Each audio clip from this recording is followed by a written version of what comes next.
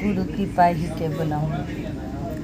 আজ এখন আমি শ্রী শ্রী গয়াধাম মহাতীর্থ থেকে ফিরছি এবং ফিরতে ফিরতে আপনাদের সাথে আমি কিছু কথা শেয়ার করব। অর্থাৎ গয়াধামের কিভাবে উৎপত্তি হলো। গয় হচ্ছে একজন অসুর এবং এই গয় নামক অসুরের দেহের উপরই এই মহাতীর্থ স্থাপিত হয়েছে। এই জন্যই এই পুণ্যভূমির নাম গয়াধাম। গয়ের পিতা হচ্ছে ত্রিপুরাসুর আর মাতা হচ্ছে শুক নামক দৈত্যের কন্যা প্রভাবতী। জগতের আদিম যুগে শ্বেতকল্পে তার আবির্ভাব হয়েছিল। কোলাহল পর্বতে দীর্ঘ সহস্র বৎসর ধরে তিনি সেই আদিম যুগে তিনি সমাধি যোগে তার কঠোর তপস্যা শুরু করেছিলেন। সেই দারুণ তপস্যায় দেবতারা তো শঙ্কিত হয়ে গেল, আর ব্রহ্মা বিষ্ণু মহেশ্বরও বিচলিত। তখন সকলকে নিয়ে গয়ের নিকট উপস্থিত হলেন বিষ্ণু এবং গয়কে বললেন, তোমার তপস্যায় প্রসন্ন হয়েছি, বর প্রার্থনা করো। গয় তখন প্রার্থনা করলেন, আমাকে দর্শন স্পর্শন করে যাবতীয় প্রাণী যেন বৈকুণ্ঠে গমনে সমর্থ হয়। বিষ্ণু বললেন, তথাস্তু। কিন্তু এদিকে তো খারাপ কাজ করা মানুষজন, ভালো কাজ করা মানুষজন সবাই বৈকুণ্ঠে চলে যাচ্ছে।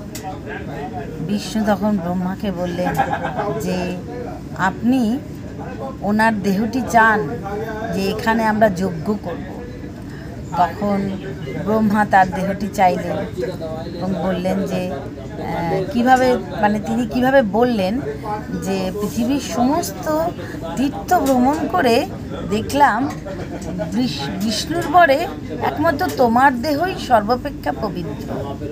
তো গয়াসুর তো খুব আনন্দিত হয়ে গেল এবং নিজের দেহ দান করার জন্য একদম আগ্রহী হয়ে গেল।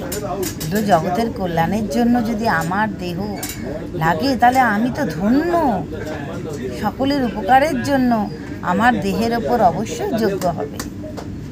তখন গয় কী করলো, তার দেহ প্রসারিত করে দিলেন এবং তার মস্তকের ওপর দেবতারা তখন শিলা স্থাপন করে যজ্ঞ শুরু করলো। যজ্ঞ যখন শুরু হলো, যজ্ঞ চলছে, যজ্ঞের আগুনে গয়াসুরের শরীর তো এবার কাঁপছে। তো তখন বিষ্ণু কী করলেন, তার গদা দিয়ে তার সেই শরীরে আঘাত করলেন এবং তখন তার শরীরটা নিশ্চল হয়ে গেল। এই যে অসুরের দেহ কম্পিত যখন হচ্ছে, নিজের গদার আঘাতে যখন নিশ্চল করে দিয়ে সেই মস্তকের ওপর তিনি বিষ্ণু তার নিজের শ্রীপাদ পদ্ম স্থাপন করে তাকে বর দিলেন, যে পর্যন্ত পৃথিবী, চন্দ্র, সূর্য, গ্রহ নক্ষত্র থাকবে ততকাল এই শিলায় ব্রহ্মা বিষ্ণু মহেশ্বর থাকবেন। গদাধরের পুজো দ্বারা সবার পাপ নাশ হবে। যাদের সপিণ্ডক শ্রাদ্ধ হবে এখানে, তারা সবাই ব্রহ্মলোকে গমন করবে। সমস্ত দেবতা ও সকল তীর্থ এখানে অবস্থান করবে।